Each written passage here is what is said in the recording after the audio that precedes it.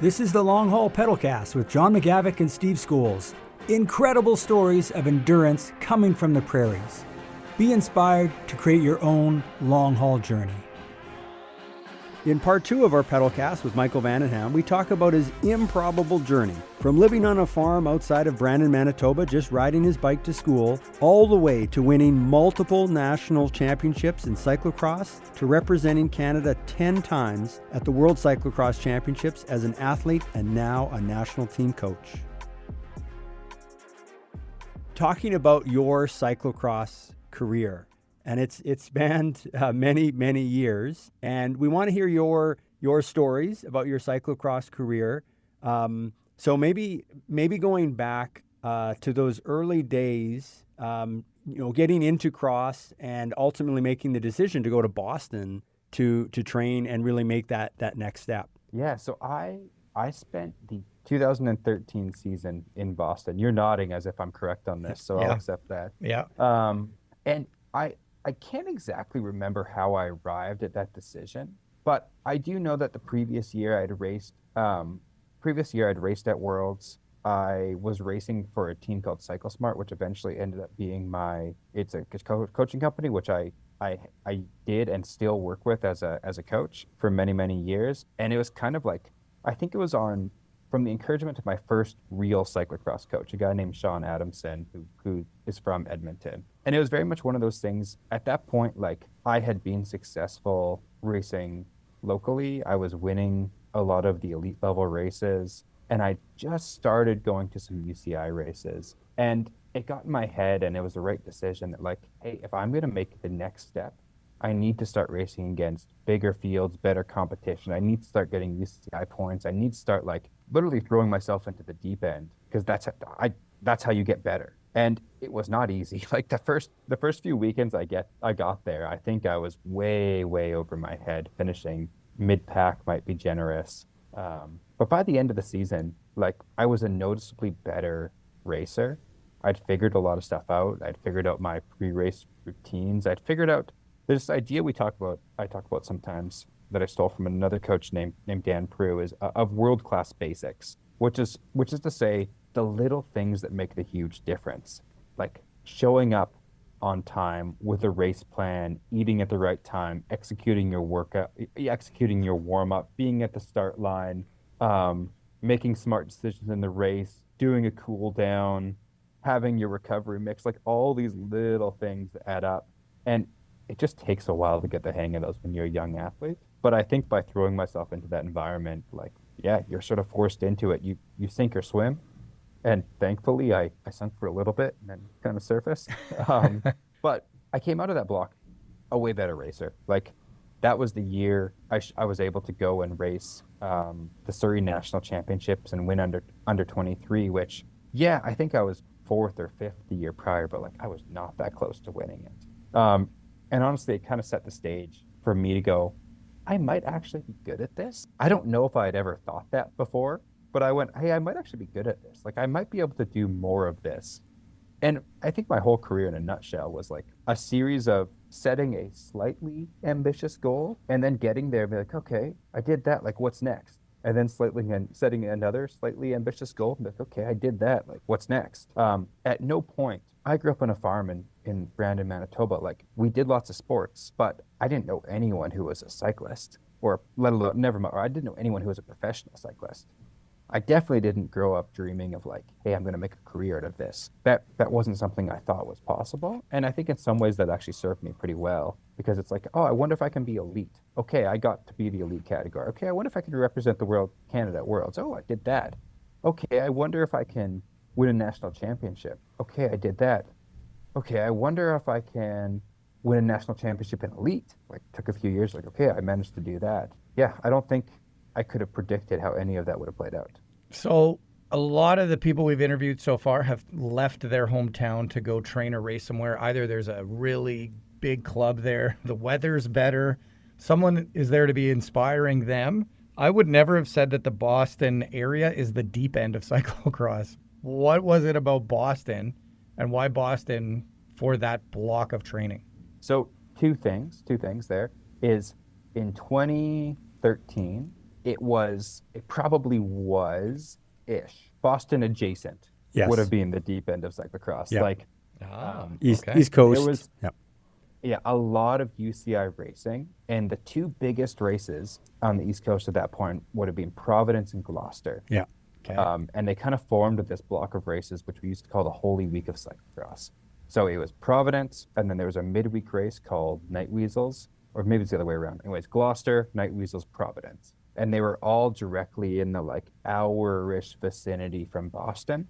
And then because of that, there was actually just like, you could do an entire season of UCI racing, with most of it being within a few hours drive of Boston. Like you could sleep in your own bed like you could sleep where you were staying on Friday night, maybe get a hotel on Saturday night, race both days, and be back where you were staying on Sunday night. Okay.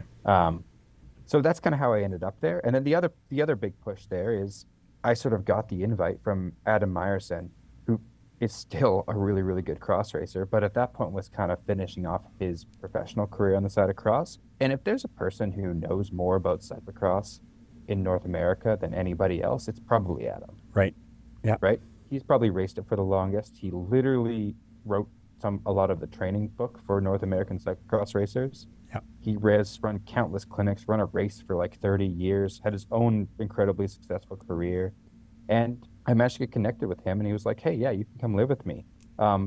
So I guess that influx of that knowledge, plus throwing myself into the deep end of racing, plus the exposure to this is what it takes to compete at this level, plus just the experience of racing 2 days a week against UCI fields, week in and week out. Yeah, you're bound to get better. Yeah, and what was the decision to go to Boston? Was that solely your decision, or was it Adam saying, "Hey, you should come to Boston"? Or how did that? Because I feel like that was such a big step in your career. I just want to understand that decision, how you made that, how that kind of came about. So I took a semester off of school to do that, the fall semester, and I wish I could tell you exactly how I came to it. I think the idea was thrown out there by my coach at the time, like a guy named Sean. Yeah. But I couldn't actually tell you at what point I went, yes, this is what I need to do. I think it was just like, well, the support's there. I don't mind. It was never really hardwired into me that I had to finish school in my university degree in 4 years. I was perfectly happy doing it in 5 or 5.5 or whatever I ended up doing it in. And it was just like, well, if I don't do this now, and this is what I felt at so many times in my career. It's like, if I don't do this now, when am I going to do it? Sport has a timeline on it, right? When you can be the best athlete you can be, you legitimately age out of it at a certain point in time. And I always felt I don't want to be looking back when I'm 35 or 40 and going, I wonder if I could have been a cyclist, or I wonder if I could have done this. I guess I felt like that was those years for my shot to give it a try. I could do it it's always a risk, but like relatively low risk. I could just take a semester off school, and it's easy to say now because it worked out, but like it was the right choice for me. Yeah, very interesting that just how you had to kind of process that decision, because that was a big decision. Also a shout out to your coach at the time, Sean Adamson, who I've talked to a few times. And as a side story, he coached someone that I knew that had signed up for his training program, and they weren't following the training program. And Sean called that person and said, "Look, this is why we're doing this program. Either you're in this program or you're not." And it really had a big influence on me as to that coaching someone directly. And just a shout out to Sean. I didn't know that he was your early coach, and I suspect that was a part of your decision, talking to him and trying to figure out what the best next step was. So yeah, a shout out to Sean. Yeah, absolutely. I think it's crazy to look back at a career, but there are a number of people where it's like, I don't know if this happens without them. And both Sean and Adam are two of those people. Like, I don't know if I end up over here if it weren't for those people kind of stepping in earlier. Yeah, and that we've heard that again through a lot of our interviews. There's a handful of people that are so important to building that community, that culture, that drive for excellence, that just do it, I think, not like for the money, but just because it's something that they can do and they want to support. So yeah, that's awesome. And sometimes all it takes is someone in that field to go, hey, I think you could do this. And you go, really? you think so? And it's like, that's the seed, right? That's the start of something else. Yes. And before we move forward into the post-Boston era, one of those people I understand identified you at the famous MS 150 ride to Yes. Clear yeah. Lake, where you just jumped in, and then they phoned the provincial coach and said, there's this kid in Brandon who rode really well. I think you should reach out and see if he could become a cyclist.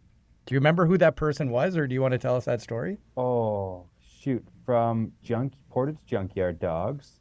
Well, I'm drawing a blank on his name right now. We'll see if we can come back to it. But that's the story? Is that the genesis This is a true story? Yeah. 100% true story. So Why did you jump into the MS 150? because my brother-in-law was doing it. I like. So you're So, like yeah. 16 or so at the time. Yeah, I would have been 16. I had never ridden a road bike. Didn't own a road bike. I didn't do it on a road bike, actually. I did it on a Boro triathlon bike. So there you go. Wow.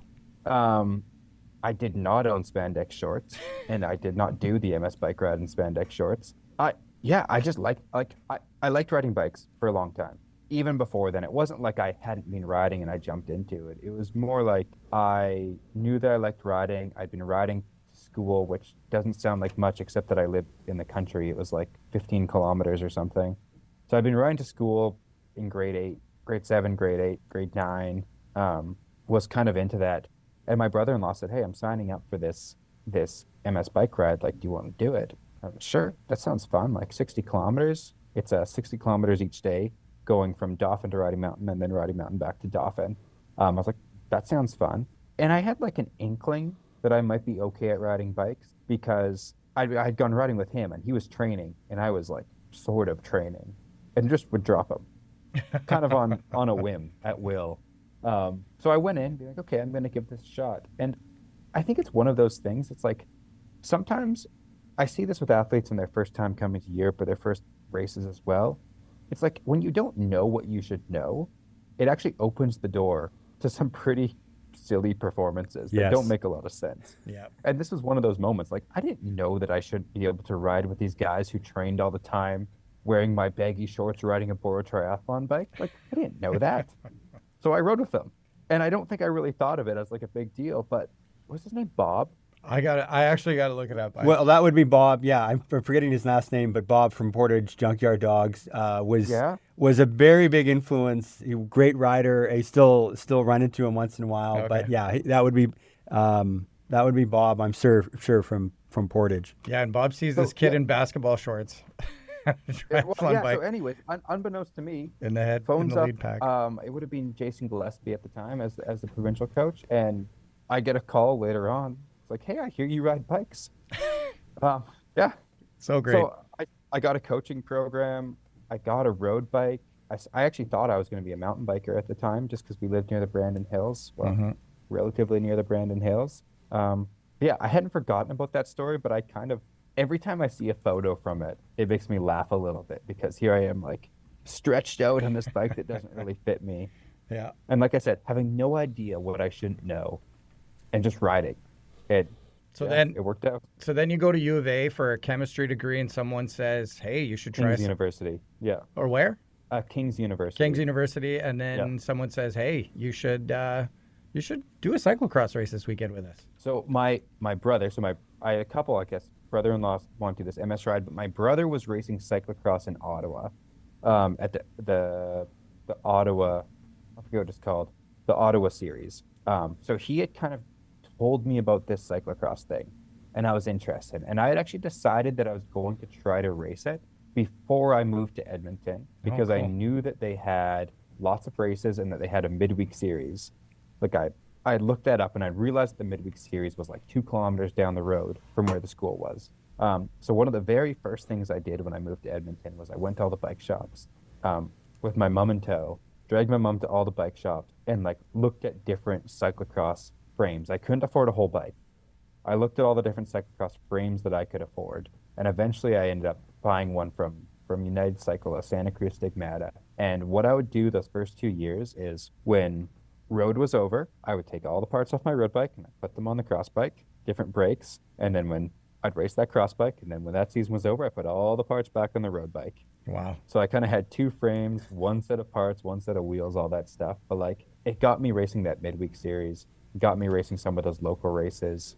I ended up racing for a season on this like long-standing club in Edmonton called Juventus, which is still supporting cyclocross racers to this day, and had for many, many years before that as well. And that was like, the first introduction, even before Sean, before Adam Meyerson, saying, hey, this is cyclocross. Now you can train with a group. Oh, and here's some people that get like top 10s at U23 nationals. So that was the bar for me at that point in time. And if there's some sort of theme here, it's like, I kept on being exposed to a new level, right? Here's people who get top 10 at nationals. Okay, here's the national championships. Okay, here's people who do UCI races professionally in the US. And I'm probably jumping ahead a step now. And here's the best in the world. So it's like each time you go and you understand that level, maybe meet that level, try to go to the next level. And you became really good at being a wrench. Yeah, and I can fix bikes-ish. I think if the mechanics in the house are over hearing this, they're probably like, he can't fix bikes. Right. I can... Better than most. I can take wheels on and off and assemble some parts and do most things reasonably competently. But let's go back a little bit to the progressions that you made, because it's really interesting. I was there at Surrey in 2013 when you won that U23 championship. And, if you go back a year, you were like 4th or 5th. So you made quite a leap from 2012 to 2013, and that was the year that you'd gone to Boston to race. But I remember you racing, and then the next day they had the elite race in Surrey. And I can't remember exactly where you finished, but you were quite a ways behind the likes of Jeff Kabush, Aaron Scootler. Fifth, but you're right. I was not, like, time-wise, I was back. That's right, exactly. Like you had a decent placing, but you were time-wise quite a ways back. Then you go to 2014, and that's when the Nationals came to Winnipeg, which we're gonna talk more about later. But you go to those Nationals, now you're racing elite, and you finish 3rd on the championship day, then the Manitoba Grand Prix. You're in a sprint with Jeff Kabush, multi-time national champion, world-class athlete. You're in the sprint with him. Like, those leaps that you made from 2012 to 2014 were huge. You took a little while to actually get that national championship win, but I feel like in those 2 years, you went from 4th or 5th in U23 as a 21-year-old to you're 23 and you're right there, right battling at the front of the national championship level. Like, maybe take us through those progressions a little bit. Like, it's really fascinating. Like, I know as a fan, it was like, hey, this guy from Brandon is doing really well in cyclocross. But I got to tell you, in 2014, I was not anticipating you to be right there, right battling for the win at the national championship at the senior level. To be fair, in 2014, I don't know if I was either. Like, that was such a big moment for me, both in the sense that nationals were in Winnipeg and my parents were there, my grandparents were there. So many people were kind of cheering you on that, I guess if I go back and look at the races I'd done prior to that point, there had been like inklings of having a result like that. I had definitely been getting better. I'd put in way more work prior to that point. I'd raced a full season on a road team. Like, I'd raced for Trek Red Chuck all season on the road. So a lot of that race experience and everything was coming. I had so much more depth of fitness. I trained so much more than I had before. But to your point, it was a surprise to me too. I was not showing up to nationals going, my goal is the podium. I think I was showing us, like, I guess I'll just have the best race I can. Yes. And not put any expectations on it. And it really worked out. Yeah. We're going to come back to that. But I do remember that moment, Brandon-born Michael Vandenham. I couldn't stop saying that as the commentator because everyone at the Forks that year was just wound up that a Manitoba athlete was battling there. But we'll come back to that. But yeah, so you made these huge progressions. But then also, I think now you believe you can win a national championship. You're that close. But it takes until 2017 before you win that national championship. So if you think, we've talked to a lot of athletes and coaches about how non-linear these things can be. Like, you've just made this, like, J-curve improvement, 2012 to 2014. You're right there at the cusp of a national championship win, but it takes another 3 years. So maybe take us through a little bit of that. You're just trying to make those incremental improvements. Yeah, you know how when I was talking about the MS ride, I said it's like sometimes when you don't know what you should know, Yes. you can do these performances. Yeah, sometimes when you know, like when you know that you're there, when you know that you're on the cusp, it gets way harder. It's one thing to perform and have a great result when there's no pressure, when there's no expectation, when either you or no one else, no one around you, yourself has no expectations of what you should be able to do. It's another thing to do that when you're putting pressure on yourself, whether they mean to or not. People around you are putting some degree of pressure on you. So as a fairly, like, again, I'd only raced for 3 years. Some athletes figure this out right away. It took me a while to figure out how to deal with, I guess, that stress of going into something like the national championships with, like, I was bib number 1, I think, bib number 2. Anyways, I was bib number 1 in some of those national championships that I wasn't ready. I wasn't mature enough. I wasn't ready to kind of deal with, like, I didn't have a process to deal with the stress and pressure that I was putting on myself to accomplish that result, right? To carry the weight of number 1. Exactly. Yeah, and like it took me until Sherbrooke 2017, which was the second year I was in Sherbrooke. I had colossally flopped the year before and had a terrible race by my standards, was nowhere near the win. And I don't think there was any one thing that I did, but I do remember going into 2017 Sherbrooke with the mindset of just being like, you know what? All you have to do is race your bike, and if you win, you win. And if you race your bike and you don't win, like that's what this sport is. There's 60 people in the race sometimes, and there's only one winner. Like, what are you going to do about it? That's really hard. You make it sound easy. It sounds simple. It is really hard. Was there something you practiced throughout the year? Was there someone you talked to? Was there something you read? How did you get to that point where you were able to just flip that switch? Yeah, I can't pinpoint. I think for me, we're still, like, it doesn't sound like this is that long ago, but we're 2014, 2015, 2016, 2017. There were definitely sports who were very effectively using sports psychology, but like I was not in that. I was learning the slow way, like learn by doing, figure it out by making mistakes. So I couldn't, I wish I could say there was like a person or a book I read that was like, okay, I need to let go of these expectations I'm having on myself or change these expectations I'm having on myself. But the reality is, I think you show up enough times and do fall short, you're forced to figure out like a new way of dealing with that stress. And that was my story. Like I said, I think now we're doing a better job as coaches to help athletes kind of deal with some of that external pressure. But there's certainly still a learned aspect to it as well. Right. Yeah, and just to recap a few things already, the wisdom you've shared so far in the PedalCast, like Dan Prue's phrase of world-class basics. Yeah. There's still lots you have to do, for setting up a race, but world-class basics. But then once you get to the race, your job is to race the race, and whatever happens, happens. Those are important things. Like, there's still a lot of complexity. It's not simple, but it's then reducing it ultimately once you've taken care of the basics, that now you just race your race and whatever happens, happens, rather than I have a specific, I have to win, I have to do this. It's like, no, you have to focus on those basics and then race your bike. And that's a lot of wisdom right there. It's one of those funny things. It's like, don't get me wrong. I would have performance goals, a goal of winning the national championships as much as anybody else. That got me through a lot of training sessions. Okay.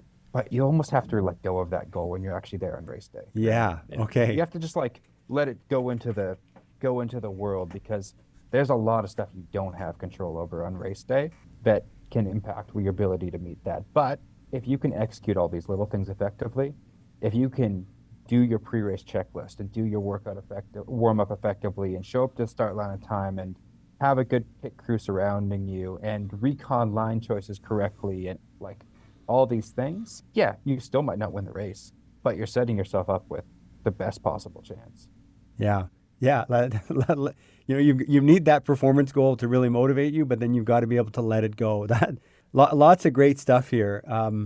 Let's now move forward. Like, you've got that national championship win in 2017, and it honestly, from afar, watching your career, it started to feel like you were just hitting then year after year, making improvements, getting to that World Cup stage, having some great results of the World Cups and so forth. So maybe now take us through a bit of that phase of your career. Yeah, I would probably call 2017 through 2020 probably as my best years. 2021 even. I believe I would have certainly had a very good shot of winning those national titles in the COVID years had they happened. Never know, right? Like, could not have, obviously, like just for all the reasons we talked about. But that was kind of when I was racing the best. I ended up on the podium at Pan Am's for a couple years in a row, sort of in that block as well. And again, I think I just got into a good rhythm of sort of starting to understand what I was capable of, making more frequent trips to Europe, racing more and more in the US. So you started to race against these same people at the time. It was Stephen Hyde and Kerry Werner, Curtis White, Tobin Nortonblad, Jeremy Powers. That was kind of the cohort I was racing against. Yep. And you start getting comfortable with like, I know I can race these people. This is the speed we go. I know what I need to do for training. I am comfortable going to Europe enough where it's not like a big adjustment period every single time I go there. And it's like you kind of get into a little bit of a groove, to be honest. Like I was fortunate at that point that I never really dealt with major injuries, never really dealt with anything that took me out for more than like a couple weeks at a time. So yeah, that was like the sweet spot of my career in a lot of ways. Absolutely, yeah. Like you had, I think, like a 17th or 18th place on the World Cup. I think that I was 17th in Dendermonde. Wow. So my all-time best result, I think, is I was 17th in Dendermonde in 2020. So I was 17th and 18th a couple other times as well, but those were in North America. So I put that 17th in Europe as kind of like a level above anything else that I was able to do. It was just a really cool experience. And it was actually a day where I thought they were going to cancel the race. It was really windy and stormy. And because it was so windy, they ran the race, but they took down the flyovers and they took down the start-finish arch. So there was no start-finish arch, which means if you watch the World Cups, the start-finish arch has that big televised screen on it that tells you where you're racing. Mm-hmm. So I did that whole race without a clue where I was in the field, right? Like I did not know. And I was going through, and my pit crew, Avery Gervais, who works for Cycling Canada now, and Scott Kelly, who also works for Cycling Canada now as the chief sporting officer. Yep. They were in the pits for me. And I go through, and I remember them yelling, being like, that's top 20. And be like, no, that can't be right. Like, I'm just going to keep racing. And then they go through the next lap, and they'd be like, you're in 19th. And be like, okay, I don't think I'm hearing things. Like, I think they're right. And then a lap later, going by, he ended up pulling out, but like, passing Tom Pidcock and being like, oh, that's weird. That's never happened before. And just, so cool. And just like this, I don't know. It was one of those where I finally clued into what I was racing on maybe the last lap. And I think it was good. I actually think that if I had known I was in 20th place or whatever on lap 2, I would have gone, oh, I don't think I belong here. and backed off or something. Yes. Because again, it's like the idea of like, when you don't know what you should know, sometimes you do some pretty ridiculous things. It just kind of worked out. And just to put that a little bit in perspective for our listeners that maybe don't know all the cycling names, but passing Tom Pidcock, 2 times Olympic mountain bike champion. Yeah. Alpe d'Huez Tour de really bad day. Well, but we'll put that to the side. Still, that's a name like that's one of the big names. I mean, I think he was just top 3 at the Vuelta a España. So. That's I didn't know that part of the story. I didn't know a lot of that story, but that was a really cool story for sure. Your eyes open a little wider when you look over at the guy you're passing, and you're like, wow. Oh, it's just like, it was like the moment when I was like, oh, I think I am having a good race. Today's a good day. Just a technical question on the pit crew side of things. I understand that as you were trying to do the world-class basics, part of that is actually doing a bit of fundraising, trying to figure out how you're going to have teams that are with you for the USCX, who's going to support you while you're in Europe. Can you just describe a little bit of that process for the listeners that maybe don't understand sort of that inner workings? What is that like? Oh, man, yeah. In my early years, it was very much like figure it out, scrape along. Like you said, literally fundraising to get to my first World Championships as a U23. We had like a pancake lunch in Brandon, or pancake breakfast where we So watched good. cyclocross, raised a couple $1,000s. Yeah, it was kind of like scraping and clawing my way along for so many of those early years, and I was really fortunate that I did get help from like on the coach side of things, but also on the mechanic side of things from some of the best out there. Funnily enough, like the guy who pitted for me at Winnipeg Nationals, Derek Chipping, is one of the mechanics on this project for Cycling Canada. And for whatever reason, and he did this for a number of athletes from Edmonton, it's like, yep, you're interested in cyclocross? All right, I'll help you out. Like, you need your bike worked on to go to the World Championships? Okay, I'll do that. And for a long time, the Cycling Canada project, the cyclocross, the mechanics weren't getting paid. That's changed in recent years, but they were just volunteering. And he was one of the guys who stuck his hand up and said, yep, I want to go do this and help these kids or help these athletes. But yeah, I guess all that to say, I was lucky enough to be able to be surrounded by people who were able to make the other side of the sport happen, the invisible side of the sport happen, the working late hours on bikes, the stuff that really, really, really matters but doesn't show up on TV that often. Yeah. It's such a critical piece, and like I said, I was just fortunate that there were these people out there who just wanted to see Canadian athletes succeed. Nice. Wow. Yeah, that just so much good stuff. Like, let's maybe now, there's so many more things we could talk about your cyclocross career, but now you've moved full time into coaching, and you told us, just before the start of the podcast, that you've retired from racing. You've been dabbling and doing gravel racing and doing all these things, but now you're full time coaching. So, tell us a bit about now your coaching career, all the things you're doing, and maybe a couple lessons that you've now tried to take from your career into that coaching role. Yeah, so like you said, I guess I stopped racing relatively recently. Right. October was kind of my last race as a quote unquote pro, and I took a full-time job at Cycling Canada. It's a bit of a mix between being the cyclocross coach and also being paracycling development lead. And that transition, I thought a long time about it, but it was one of those things where I felt like, one, I had accomplished what I thought I could accomplish in the sport, and I had always said that when I stop getting better, I'm going to stop. And I also realized that because I had that attitude, it gave me the privilege of being able to stop on my own terms. I never wanted to try to hang on to cycling as an athlete for too long and sort of be forced to stop because I wasn't performing as well or the contract stopped coming. It was always important to me to be able to do it on my own terms, and I feel really fortunate that was actually the case. So like I said, I felt like I'd done what I wanted to do, and I also felt like, I don't know if it was all of a sudden having a kid at home or just getting a little bit older, but I didn't feel that drive. For so much of my career, I was driven to prove to myself how good I could be at this sport. And that started to dwindle a little bit in the last couple of years, and I went, you know what? This thing is too hard as an athlete. This cycling is too hard as an athlete to not want to be 100% in. I don't want to leave. Like I said, I don't want to leave this sport feeling like I was just hanging on for years and years. I want to leave somewhere at the peak or somewhere very close to the peak of what I can do. And that was just important to me. I think different people have different priorities on. Some people, it's the right decision to race as long as they possibly can. But for me, it was important to go out when I was still as close to as good as I could be.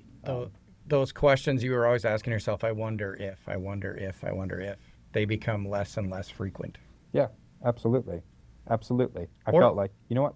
I've seen the best in the world. I know what that is. I've raced against is a generous term. I've raced in the same field as Mathieu van der Poel and Wout van Aert and Tom Pidcock and Thibaut Nice and Sven Nys for that matter. Like, I know what the true level of the sport is. And I'm not saying this to like take away from mine, but I raced against them long enough to know that I wasn't that, right? Mm-hmm. I got close to that. I got close enough to understand how good they were. Mm-hmm. And that I wasn't going to get there.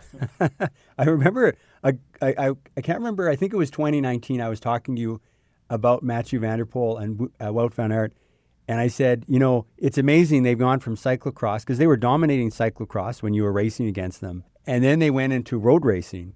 And then they just dominated road racing, right? You know, It made me feel real good as a cross athlete. exactly. I remember you saying that, like, yeah, like we were just desperately trying to be within, 4 minutes of those guys. And now, the rest of the world on the road is just trying to be within 4 minutes of those guys. So, it really put into perspective what you were up against there. Yeah, it was like every year in those like 2015, 16, 17, 18, you're like, I'm better than I've ever been before. And these guys are beating me by more and more every year. Like, what the heck? Right. And then, then they went to road. Oh, They're okay. that good. There's something there. Yeah, no one else did this. Like, Lars Boom went and raced on the road. He even won a tour stage, but like, he was not that. Yes. Ben Neese never really was successful on the road. No. Steve R, great road racer, but like, he was not that. Exactly. These guys were a different level. Yeah. And actually, I said maybe those questions of I wonder if were less frequent, but maybe those questions were just different. Different, yeah. I have a 2.5-year-old son, so we watch Cars, because it's the greatest movie of all time. Right. Of course, especially if you're a toddler. But we also watch Cars 3, and it was funny. Like, we were watching Cars. If you're not familiar with Cars 3, spoiler: Lightning McQueen is an aging athlete who realizes that he doesn't need to win anymore to be satisfied with what he was doing, and he ends up coaching.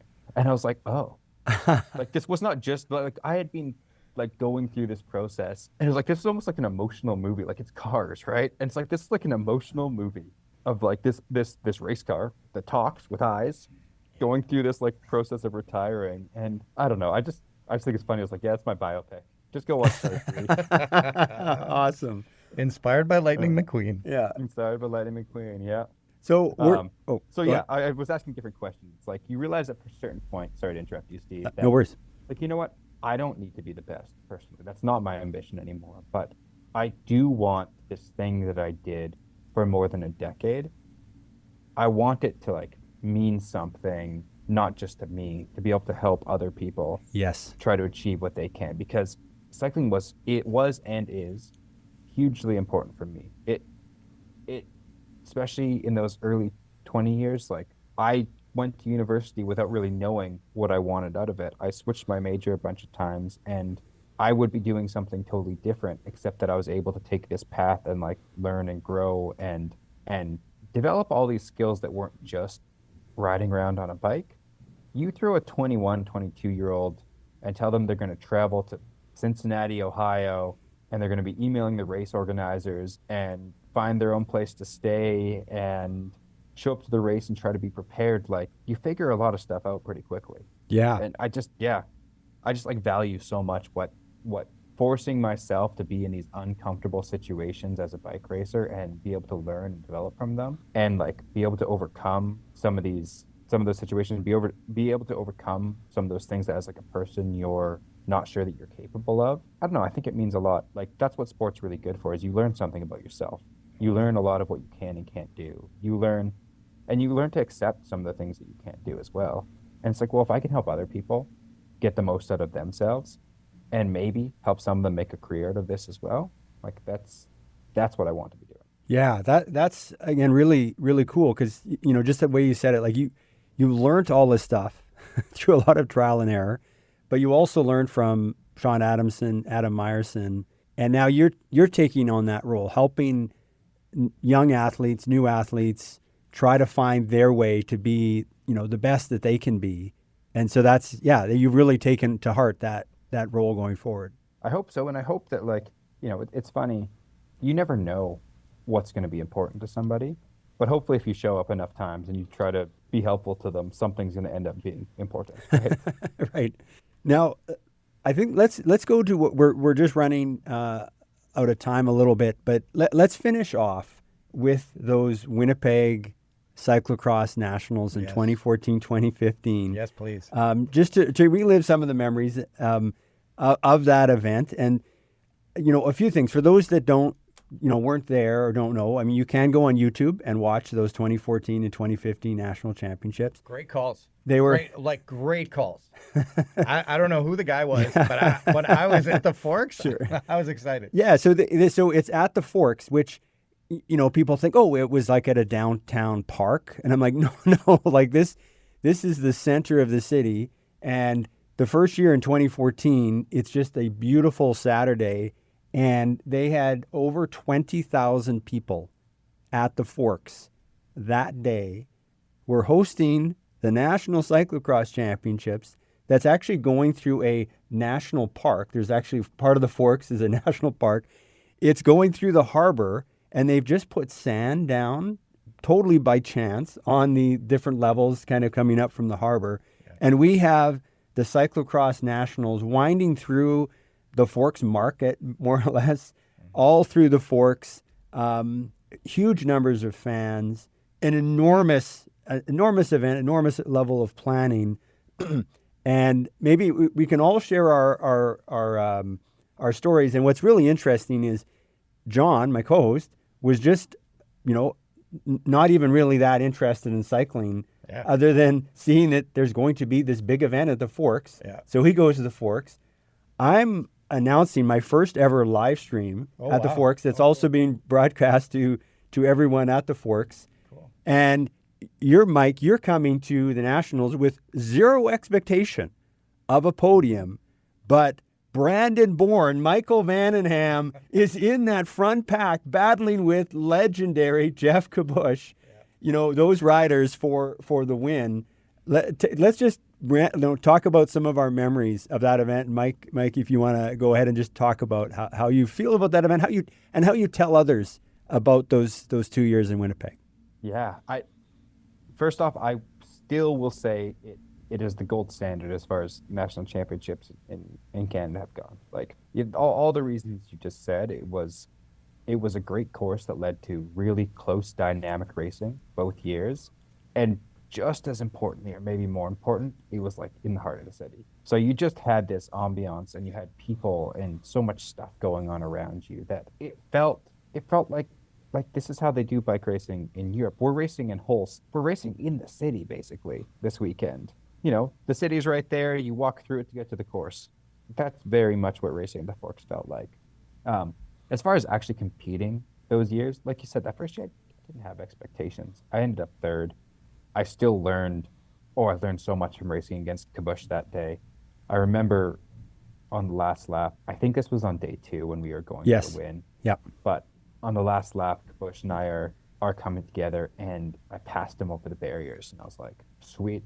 I passed Jeff over the barriers, like I did it. Unbeknownst to me, he eased up over the barriers so he could sit behind me and just totally dust me in the sprint. And it's like, oh, okay. This is how the best do it. He's not messing around. He had a plan. And here am I just like, woo, I passed him. Right. Yeah.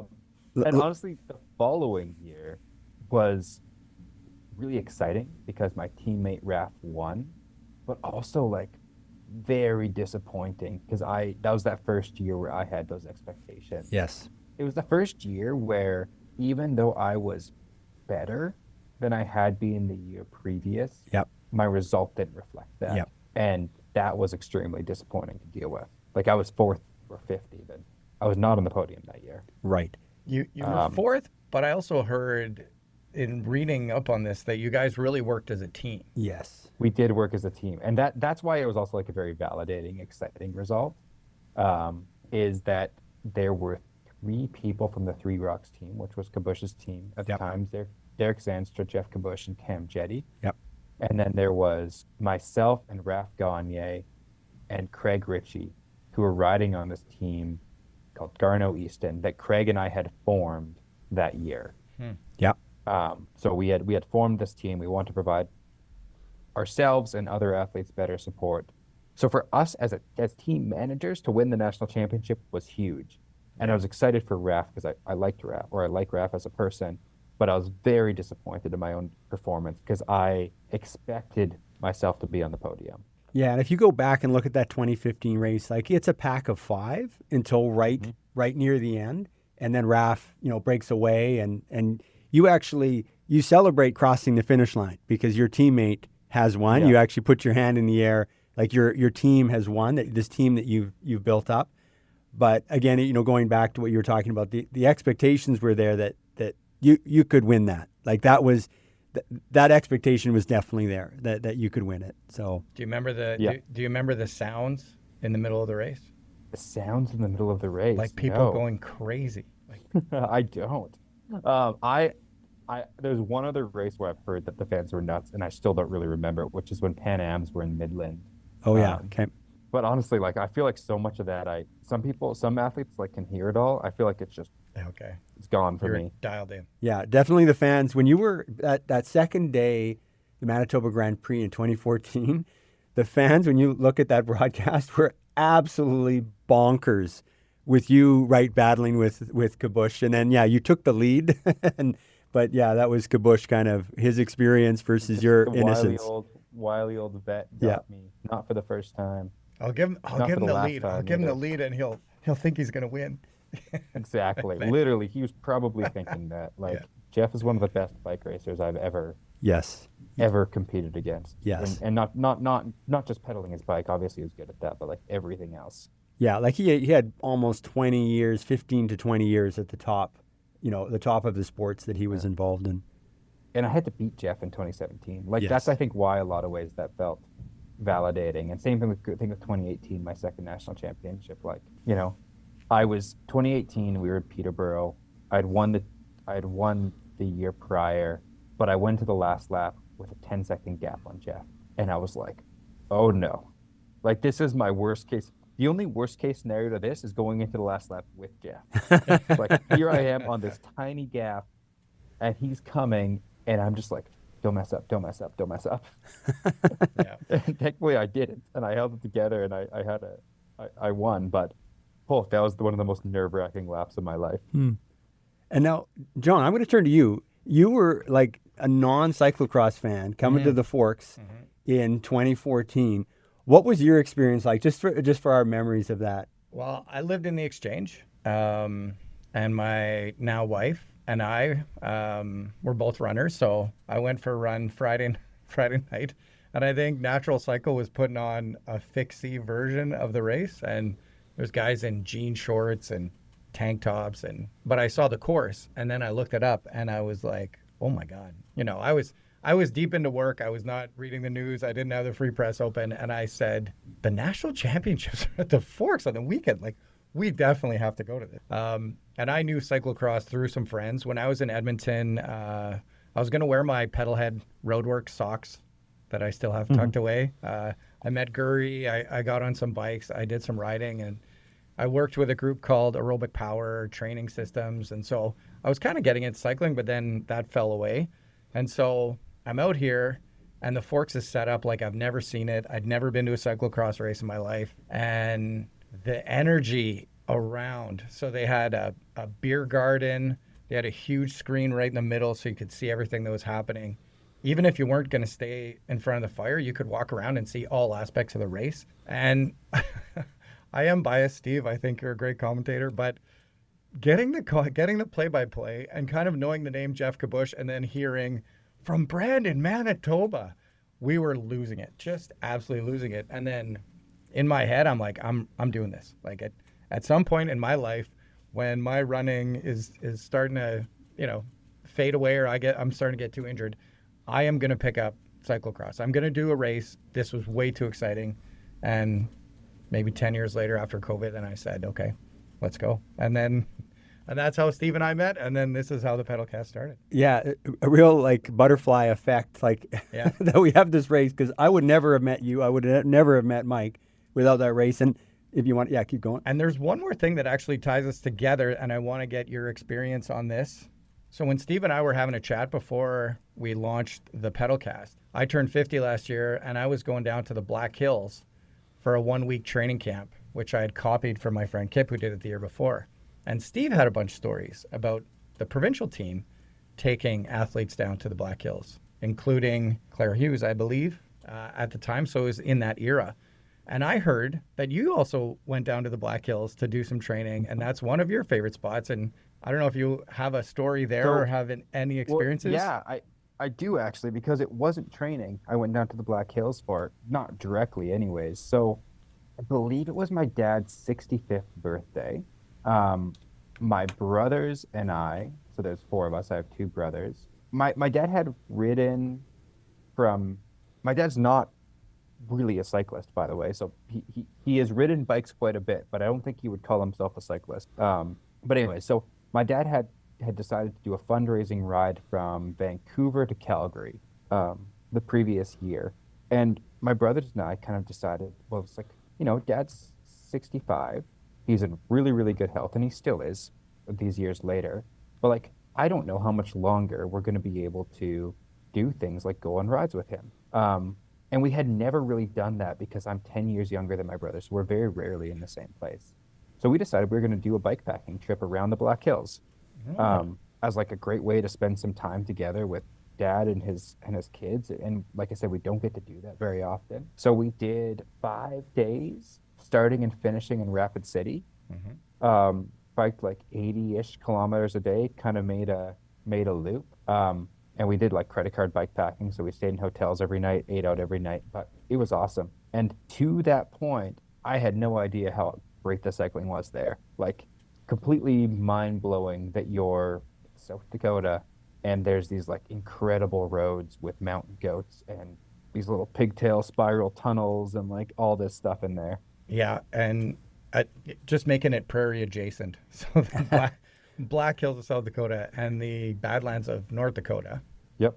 And it's wild. You descend, like you're driving there and you're like, where are we going? Where are we going? Oh, okay. There it is. Yeah. And it's just gorgeous. Now, if the political winds change and Canadians are feeling more comfortable going down to the U.S., it's definitely a destination in the prairies that I think a lot of cyclists should be checking out. Yep. Although I'm going to give a shout out to the Cypress Hills as an alternate. Nice. It's also incredible. Nice. Yes, in Manitoba. Not so much for road riding, but Yep. Saskatchewan-Alberta border. Again, another one of those places where you're like, I did not expect this No.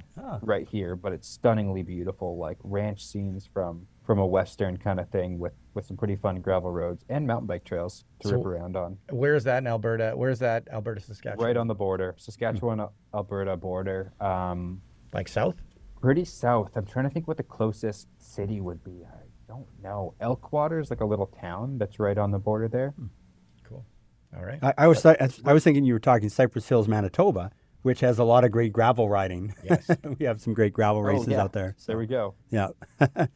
Well, just to finish off, I feel like this PedalCast could be sponsored by the Butterfly Effect, because how improbable that the 3 of us are talking here.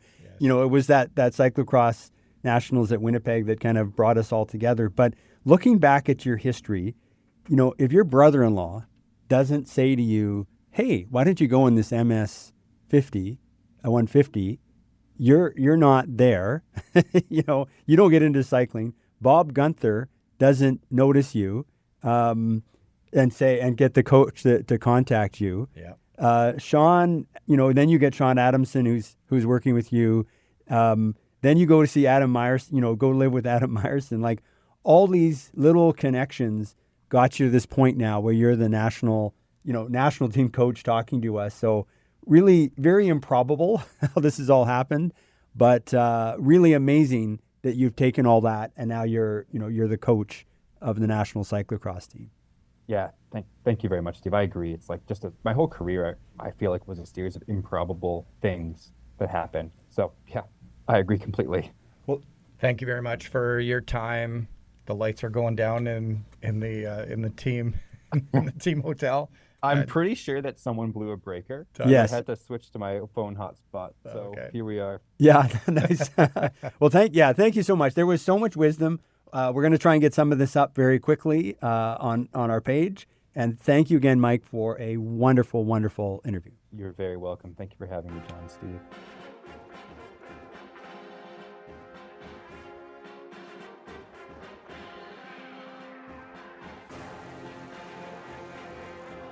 So, Steve, earlier this August, you and I were having a chat outside of the Active Living Center at the university, and I said, I wonder if we could do a podcast together. And that question, I wonder if, was central in every stepping stone that Mike Vandenham made in this, like you said, improbable journey from riding your bike to school every day to being on the podium multiple times at Canadian Cyclocross Championships. Yeah, and just to see some of that, like I remember being in Surrey, BC when he got that U23 win, and it was still such a big leap to even think about the national championships, but he just kept asking, I wonder if I could get to that next level, and literally that was the progression. National championships, getting on the podium, winning a national championship, having some great performances on the World Cup level. Yeah, that was definitely a big theme of what he talked about. And I think in every interview we've had so far, every athlete has described a moment in their life where they said, for me to get to the next level, I have to go here. And for me, who's sort of new to cyclocross, I didn't realize Boston was a central piece back in the teens. And so it was great to hear again this journey of, I've got someone who's giving me advice, I've got a coach who wants me to make the next jump, there's a guy in Boston that's willing to help me out, and I never want to look back on my life and say, what if? So he packs up his car, goes to Boston, races the circuit, learns everything that he wants to learn, and now the new what if question is even bigger. Yeah, that was 2013. That was early on in his career, but he took that big step to do that. So yeah, that was really enlightening to hear someone do something like that. And if the goal is to say, I need to develop the world-class basics, you have to be in that situation where the world-class basics make a difference. Yeah. Oh, that's a good point. That it's maybe at a local cyclocross race you can get away with making a lot of mistakes, and your talent is enough to get you through. But going to those big events, you start to realize how important those world-class basics are. Yeah. Soren Westlake can wait to hear his name being called while he's in the parking lot putting his shoes on and still win. Right. You can get away with that in Manitoba. Right. Yeah. But he's not going to do that at Canada Games, and he's maybe not going to do that on the World Cup circuit. And so the USCX series, I think for a lot of Canadians, is that next stepping stone. So it's really nice to hear how he had capitalized on the relationships that he had, the support that he had from the coach, and the faith that he had in himself to say, I got to do this. Yeah, for sure. And the other thing we heard was the overcoming the pressure. Yeah. And how when he didn't have any expectations, when he didn't really have any sort of picture of those expectations, whether it was the MS 150 bike ride, yeah, where you don't just show up in shorts and a t-shirt and drop everyone, or you don't go to the national championships in Winnipeg with 20,000 people watching, and all of a sudden you're battling for a podium or battling for a win in the second day. But then when you have those expectations, how he had to learn to manage that, and how you've got to be able to do those World Cup basics and have those performance goals, like I want to win a national championship, but on that day you've kind of got to let that go, yeah, and just race. And that's so much wisdom right there. So much wisdom, and it sounds simple, but it's so hard. And it's great to hear his honesty. In one article that I read, he said, I just kept falling on my face until 2017, and then just turning it all off, having faith in the process, having faith in the build up, and having faith in all those world-class basics that they're going to make a difference. And they certainly made a difference for Mike. Yeah. And also I think all the people that helped him, yeah, along the way, like, Bob Gunther, which the pride of Porters of Prairie, that's how I've announced him in bike races. Okay. Like a real fun, popular guy, maybe not, the absolute fastest rider, but puts the effort out there.